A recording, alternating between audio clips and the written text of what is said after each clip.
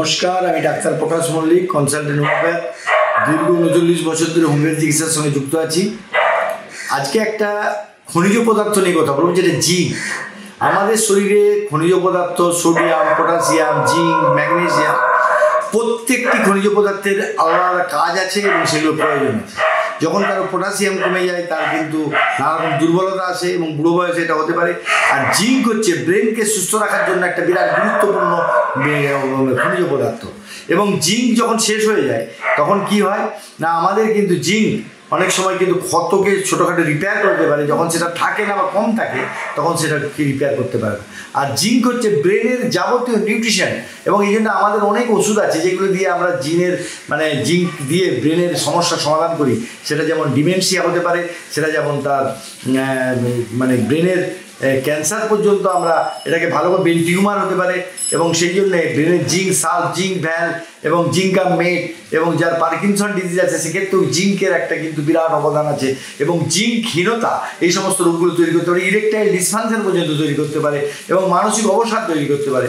এবং এই জিঙ্ককে কোথা থেকে পাবে, এবং অবশ্যই হোমিওপ্যাথি চিকিৎসা করবেন, কিন্তু আপনার সোর্স অফ দি জিঙ্ক, সেটার জন্য আপনাকে কাঁকড়া খেতে পারেন, চিংড়ি খেতে পারেন, এবং সেই সঙ্গে সঙ্গে মাছ, মাংস, দুগ্ধজাত পদার্থ থেকে খেতে পারেন। এর সঙ্গে কুমড়োর বীজ এবং তিসি, এগুলো থেকেও কিন্তু আপনি জিঙ্ক পেতে পারেন।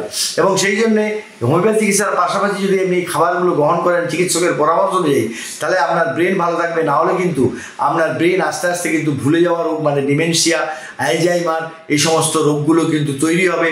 এবং যাতে করে আপনি দৈনন্দিন জীবনযাপনের ক্ষেত্রে আপনার খুব ক্ষতিকর বা কষ্টকর জীবনযাপন হয়ে উঠবে, যার প্রেক্ষিতে আপনার জীবন দুর্বিষহ হয়ে উঠবে।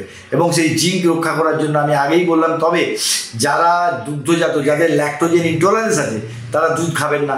আবার যাদের চিংড়িতে অ্যালার্জি আছে তারা চিংড়ি খাবেন না। এগুলো ডাক্তারবাবুর পরামর্শ অনুযায়ী, এবং আপনার খাদ্যের ভূমিকা, কোনটা খেলে ভালো হয়, কোনটা খেলে ভালো হয় না, এই সবগুলো দেখে পর্যালোচনা করে সেইভাবে সিদ্ধান্ত নিয়ে যদি খান। তবে এইটুকু বলতে চাই এই ভিডিওর মাধ্যমে, জিঙ্ক আমাদের ব্রেনকে সুরক্ষা দিতে পারে, এবং জিঙ্ক আমাদের স্মৃতিশক্তি বাড়াতে পারে, এবং আমাদের যৌন ক্ষমতা বাড়াতে পারে, আমাদের অবসাদ থেকে দূরে রক্ষা করে, এবং মানসিক কোনো রোগের হাত থেকে রক্ষা করতে পারে, এবং ব্রেন টিউমার হাত থেকে রক্ষা করতে পারে। এবং after operation zinc is essential for repair the brain tumour operation. তাই জিঙ্ক একটি গুরুত্বপূর্ণ খনিজ পদার্থ।